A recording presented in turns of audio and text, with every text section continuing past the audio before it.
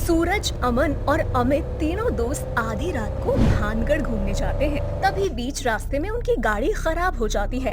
गाड़ी खराब होने पर सूरज बोलता है, शिट यार, इस गाड़ी को भी अभी खराब होना था। अब इस गाड़ी पर गुस्सा निकालना छोड़ और ये सोच कि इस सुनसान जंगल में हम कहाँ रहेंगे, क्योंकि मुझे बहुत जोरों की भूख लग रही है और प्यास भी, समझा।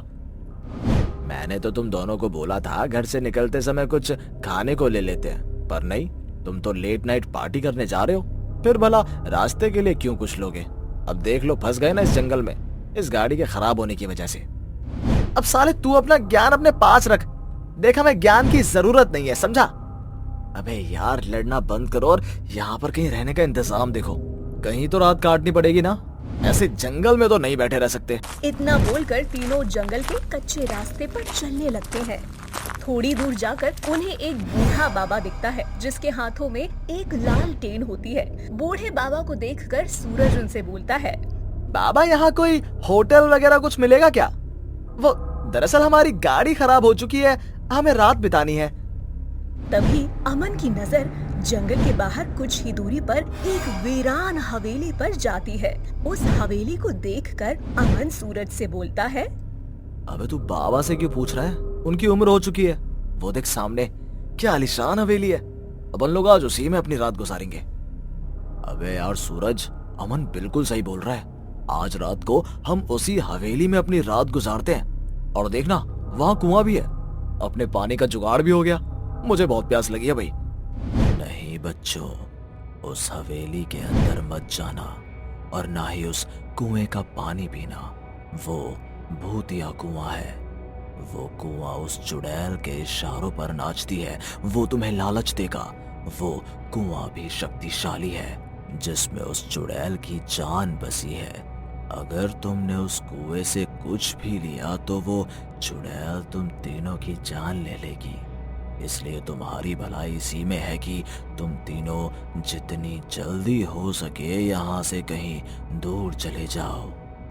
थैंक यू बाबा, हमारी मदद करने के लिए, पर हम किसी की नहीं सुनते, अपने बाप की भी नहीं। चलो दोस्तों।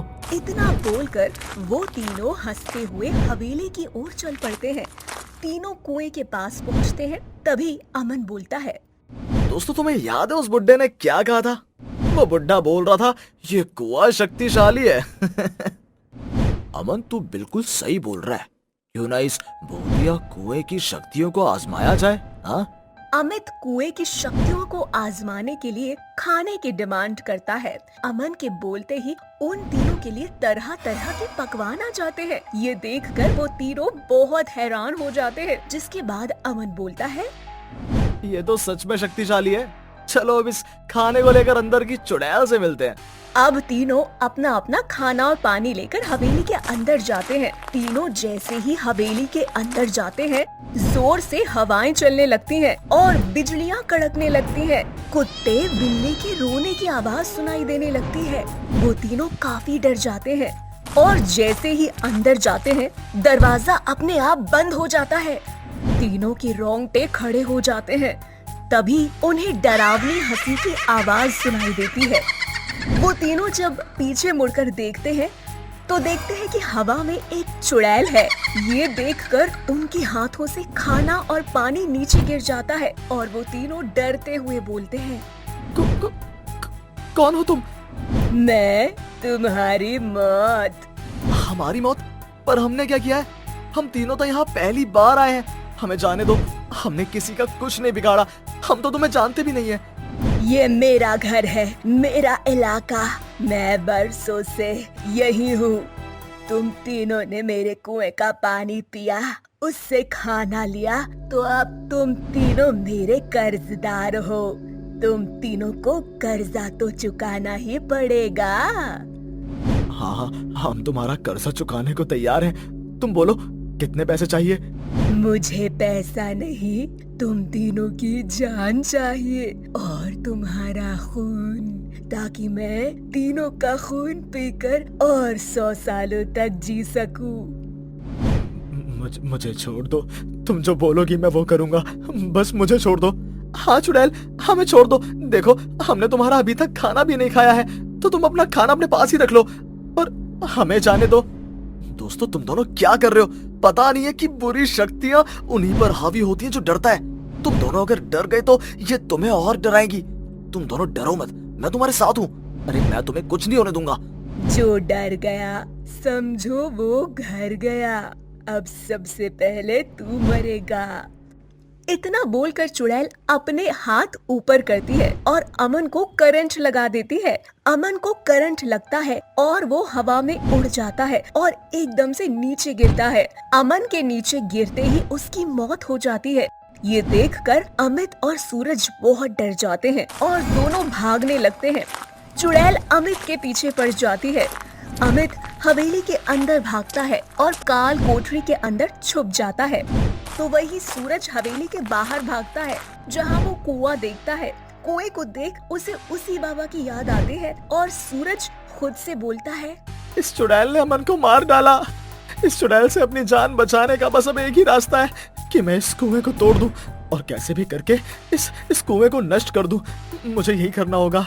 उससे पहले वो चुड़ैल मुझे मारने के लिए हवेली के बाहर आए। मुझे कुछ भी करके इस कुएं को खत्म करना होगा।